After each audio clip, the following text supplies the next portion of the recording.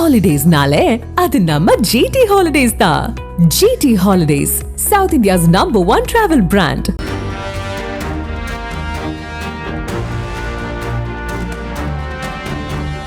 சென்னை அடையாறில் காகங்கள் இறந்ததற்கு பறவை காய்ச்சல் தான் காரணம் என்பது உறுதி செய்யப்பட்டுள்ளதால் தமிழக அரசுக்கு மத்திய அரசு எச்சரிக்கை விடுத்துள்ளது.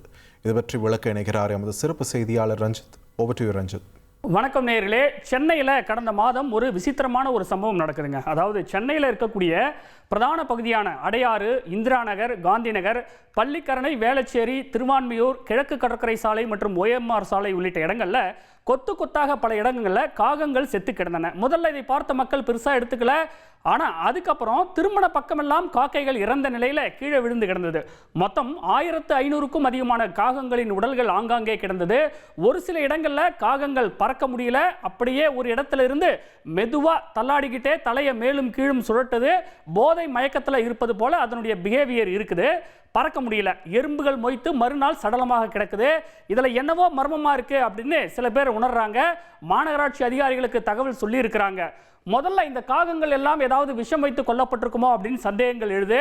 ஆனால் அதன் பிறகு காகங்களின் மாதிரிகளை எடுத்து தமிழ்நாடு கால்நடை மருத்துவ அறிவியல் பல்கலைக்கழகம் பரிசோதனை செஞ்சாங்க. இதில் விஷத்தன்மை எதுவும் இல்லை அப்படிங்கிறது தெரிஞ்சு போச்சு. ஆனால் இறந்த காகங்களில் அவங்க கண்டுபிடிச்சது என்னன்னா மண்ணீரல் வீக்கமும் சிறுநீரக பாதிப்பும் இருக்குது அப்படின்றது தெரிய வருது. அதனால உயிரிழப்புக்கான காரணத்தை கண்டறிய மத்திய பிரதேச மாநிலம் போபாலில் இருக்கக்கூடிய மத்திய கால்நடை ஆராய்ச்சி நிறுவனத்துக்கு அந்த இறந்த காகங்களின் மாதிரிகளானது அனுப்பி வைக்கப்படுகின்றது.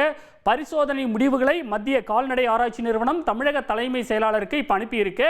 இதில் பகீர் தகவல் ஒன்று அவங்க சொல்லியிருக்கிறாங்க. H5N1 ஏவியன் இன்ஃப்ளூயன்சா அப்படிங்கிற பறவை காய்ச்சல் பாதிப்பு அந்த காகங்களில் உறுதி செய்யப்பட்டிருக்கின்றது. இந்த பறவை காய்ச்சலை பொறுத்த வரைக்கும் கோழிகள், மற்ற பறவைகள், மனிதர்கள் உள்ளிட்டோருக்கும் பரவக்கூடிய ஒரு தன்மை கொண்டது. அதனால வைரஸ் தொற்று பரவலை தடுக்க தீவிர கண்காணிப்பை செய்யுங்க அப்படின்னு அதில் சொல்லப்பட்டிருக்கின்றது. இறந்து போன பறவைகளை 8 முதல் 10 அடி ஆழத்திற்கு பள்ளம் தோண்டி புதைக்கணும்.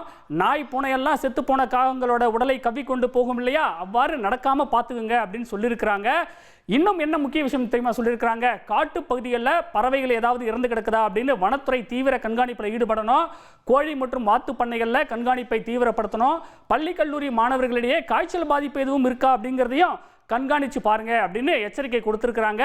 இதில் முக்கியமாக மத்திய கால்நடை ஆராய்ச்சி நிறுவனம் அனுப்பிய கடிதத்தில் ஒரு காகத்தின் மாதிரியில் தான் இந்த பறவை காய்ச்சல் இருப்பது உறுதி செய்யப்பட்டிருக்கு. ஆனால் இறந்து போன கிளி உள்ளிட்ட மற்ற பறவைகள், கோழிகளில் இந்த வைரஸ் பாதிப்பு எதுவும் இல்லை அப்படின்னு சொல்லப்பட்டிருக்கின்றது. அதனால கிளிகளோ இல்லை லவ் பேர்ட்ஸ் மாதிரியான மற்ற பறவைகளை வளர்ப்பவங்க பயப்பட வேண்டாம், பத்திரமா பார்த்துக்கோங்க.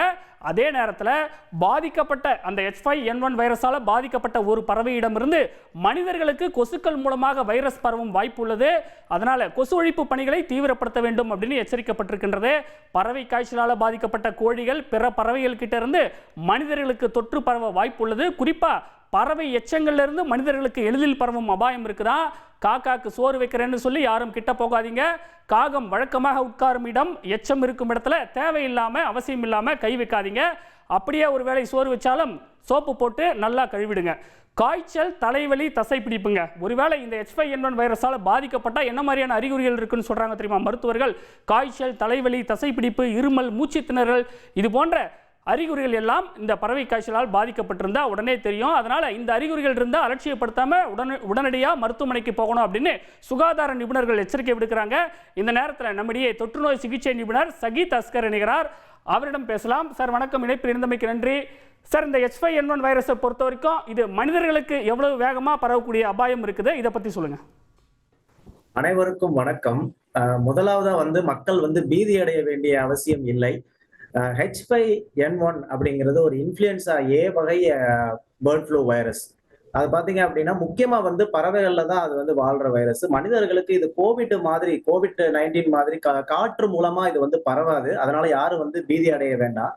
மனிதர்கள் எப்படி வரும் அப்படின்னு பாத்தீங்கன்னா, நோயுள்ள இல்லைன்னா இறந்த பறவைகளை நேரடியா தொடர்பு கொண்டா, இல்ல பறவைகளினோட எச்சம், கழிவுகள், அதே போல இறகுகள், அது போல ரத்தம், அது போல அந்த பறவைகளோட விஷயங்கள்ல தொடர்புகள் இருந்தாலும் வர்றதுக்கான வாய்ப்பு இருக்கு. அதே மாதிரி பாத்தீங்க அப்படின்னா மனிதர்களுக்கு வந்தா எந்த மாதிரி வரும் அப்படின்னு பாத்தீங்கன்னா, ஒரு உயர் வெப்பமுள்ள ஒரு காய்ச்சல், அது போல இருமல், மூச்சு திணறல், அதாவது சில பேருக்கு பாத்தீங்க அப்படின்னா நிமோனியா வரைக்கும் கூட போகலாம். சோ அதனால மக்கள் இதை பத்தி வந்து பெருசா பீதி அடைய வேண்டிய அவசியம் இல்லை. சார், இது வராமல் தடுக்கிறதுக்கு ஏதாவது தடுப்பூசி இருக்கா? அது போட்டுக்கலாமா ஏதாவது? தடுப்பூசிகள் இருக்கு. பட் ஆனா அது வந்து அதோட அவசியம் வந்து இப்ப வந்து தேவைப்படாது. சோ அது அந்த மாதிரி நம்ம வந்து இது பண்ண வேண்டிய அவசியம் இல்ல. இது அதாவது பாத்தீங்கன்னா நம்ம இது பீதி அடைய வேண்டிய அவசியம் இல்ல. தடுப்பூசிகளின் அவசியம் இப்போதைக்கு இல்ல.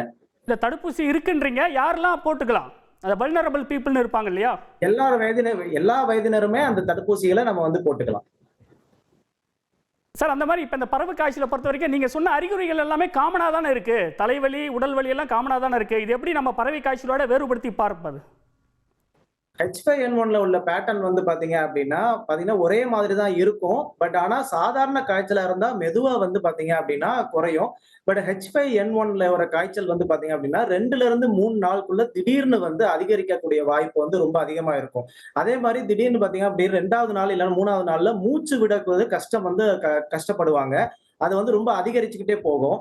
அது உடம்பு வந்து பாத்தீங்க அப்படின்னா சீக்கிரமா ரொம்ப சோர்வா வந்து சோர்வு நிலைக்கு போயிருவாங்க. சோ காய்ச்சலோட நமக்கு வந்து பாத்தீங்க அப்படின்னா மூச்சு திணறல் வந்துச்சு அப்படின்னா கண்டிப்பா வந்து நம்ம அதை வந்து சும்மா விடக்கூடாது. அதாவது இக்னோர் பண்ணக்கூடாது. அருகில் உள்ள அரசு மருத்துவமனை இல்லைன்னா அரசு மருத்துவமனை கல்லூரி மருத்துவமனைகளில வந்து உடனே வந்து ஒரு பொது மருத்துவரை வந்து பாக்குறது ரொம்ப ரொம்ப அவசியம். சார், இப்ப முதல் கட்டமா காகங்கள்ல கண்டுபிடிக்கப்பட்டிருக்கு. ஆனா பொதுவா இந்த H5N1 வைரஸை பொறுத்த வரைக்கும் பறவைகள், விலங்குகள் இடத்துல ரொம்ப வேகமா பரவக்கூடிய தீவிரம் கொண்டதுன்னு சொல்லப்படுகின்றது. அப்ப இந்த நேரத்துல சிக்கன், முட்டை இந்த மாதிரியான உணவுகளை சாப்பிடலாமா எப்படி? அது எல்லாமே சாப்பிடலாம். அதனால எந்த ஒரு பாதிப்பும் கிடையாது. சிக்கனோ இல்ல எக்லயோ வந்து பாத்தீங்க அப்படின்னா எந்த ஒரு தடையும் விதிக்க வேண்டிய அவசியம் இல்ல. சோ திடீர்னு வந்து ஒரு பறவை மரணம் அடையுது அப்படின்னா மட்டும் ரிப்போர்ட் பண்ணணும். பாத்தீங்கன்னா நம்ம அரசாங்கம் வந்து பாத்தீங்க அப்படின்னா கால்நடைகளையும் வந்து கண்காணிச்சுட்டு தான் வர்றாங்க. சோ அதனால எந்த ஒரு இதுவுமே வந்து ஐயப்பட வேண்டிய அவசியம் இல்ல. ஆனா சாப்பிடும்போது நல்லா வேக வச்சு நல்ல ஒரு இதுவா வந்து நல்லா வேக வச்சு நல்லா சமைச்சு சாப்பிடுறது நல்லது. அதே மாதிரி சிக்கனை வந்து பாத்தீங்க அப்படின்னா உள்ள வந்து ஒரு பிங்க் நிறத்துல இருக்கு அப்படின்னா அதை வந்து நீங்க அவாய்ட் பண்ணிடலாம். அது வந்து சரியா வேக வைக்கலைன்னு அர்த்தம். அதே மாதிரி பாத்தீங்க அப்படின்னா முட்டைகள்ல இது நல்லா வேக வச்ச முட்டையை வந்து சாப்பிடுறது, அந்த ஹாஃப் பாயில்டு எக்கோ இல்ல பாத்தீங்கன்னா ராவா குடிக்கிறது, அந்த மாதிரி இது வந்து நம்ம தவிர்த்துக்கலாம் இந்த மாதிரி நேரங்கள்ல. நன்றி சார். இணைப்பில் வந்து உங்களுடைய கருத்துக்களை பகிர்ந்தமைக்கு மிக்க நன்றி. தொடர்ந்து நம்மிடையே கால்நடை மருத்துவர் பேட்ரிக் ஜோஷுவா இணைகிறார். சார் வணக்கம், இணைப்பில் இணைந்தமைக்கு நன்றி. சார், இப்போ இந்த பறவை காய்ச்சலால் பாதிக்கப்பட்ட அந்த பறவைகளை பார்க்கும்போது ஒரு சில வீடியோக்களை நம்ம பார்க்குறோம். அந்த பிஹேவியரே ரொம்ப வித்தியாசமா இருக்கு. இதுக்கு என்ன காரணம்? சார், அது ஒன்றும் இல்லை சார். அது நர்வஸ் சிஸ்டத்தை பாதிக்கும் சார் இந்த வைரஸ். அது பேர்ட்ஸோட நர்வஸ் சிஸ்டத்தை அஃபெக்ட் பண்றதுனால ட்ரம்மர்ஸ், அதே மாதிரி அந்த தலை சுத்துறது மாதிரி நீங்க சொன்னீங்கல்ல, அதே மாதிரிலாம் வர்றதுக்கு வாய்ப்பு உண்டு. மற்றபடி இது காமன் சிம்டம் ஆஃப் H5N1 தான். பேர்ட்ஸ்ல பயப்படுறதுக்கு ஒன்றும் கிடையாது. இப்போ பல பேர் வந்து வீட்டில் வந்து கிளிகளை வளர்க்குறாங்க, நிறைய எக்ஸாட்டிக் பேர்ட்ஸ்லாம் கூட வளர்க்குறாங்க, செல்ல பிராணிகளா. அப்படி வளர்க்கக்கூடியவங்க இந்த நேரத்தில் என்ன சார் பண்ணணும்? சார், பொதுவாக இந்த H5N1ன்றது மைக்ரேட்டரி பேர்ட்ஸ், அதாவது ஒரு இடத்துல இருந்து இன்னொரு இடத்துக்கு போகக்கூடிய பேர்ட்ஸ்னால ஈஸியாக ஸ்ப்ரெட் ஆகும். அதே மாதிரி வைல்ட் பேர்ட்ஸ், அதாவது காட்டு பகுதியில் இருக்கிற பேர்ட்ஸ் மூலியமா ஸ்ப்ரெட் ஆகும். இது மாதிரிலாம் ஸ்ப்ரெட் ஆகும். ஸோ வீட்டில் அவங்க செல்ல பறவைகளை வளர்க்குறவங்க வந்து முதல்ல தேவையில்லாமல் அவங்களோட பேர்ட்ஸை வந்து வீட்டை விட்டு வெளியே கொண்டு வராமல் இருக்கிறது ஃபர்ஸ்ட் அட்வைஸ் சார். அதுக்கப்புறமா அவங்களோட பேர்ட்ஸோட இம்யூனிட்டி எதுவும் குறையாத மாதிரி கரெக்டாக மெயின்டைன் பண்ணிக்கணும். கேஜஸ்ல வச்சிருந்தாங்கன்னா கேஜஸ்லாம் ப்ராப்பராக டெய்லி கிளீன் பண்ணணும். தண்ணி டெய்லி மாற்றணும். ஃபுட்டுலாம் எதுவும் கெட்டு போகாத மாதிரி டெய்லி ரெகுலராக மாற்றணும்.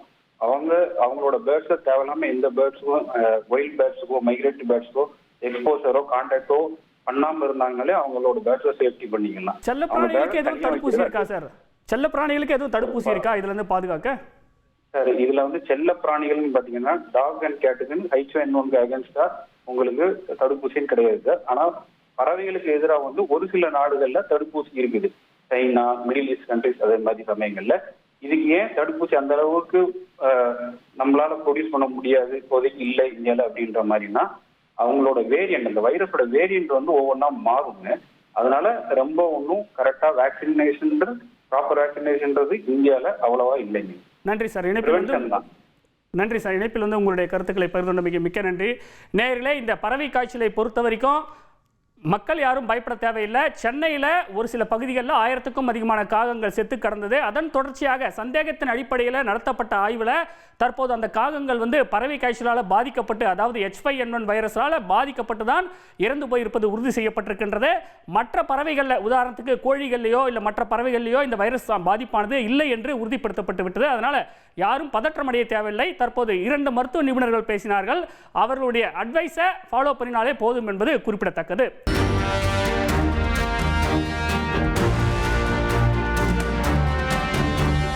ஹாலிடேஸ்னாலே அது நம்ம GT Holidays தான். GT Holidays, South India's #1 travel brand.